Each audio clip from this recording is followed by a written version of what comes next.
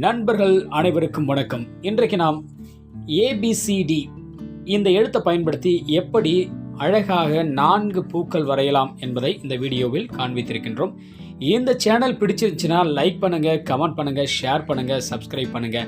நீங்க பண்ற ஒவ்வொரு லைக்கும் கமெண்ட்டும் ஷேரும் தான் எங்களுக்கு அடுத்த வீடியோ போடுறதுக்கு மோட்டிவேஷனா இருக்கும்.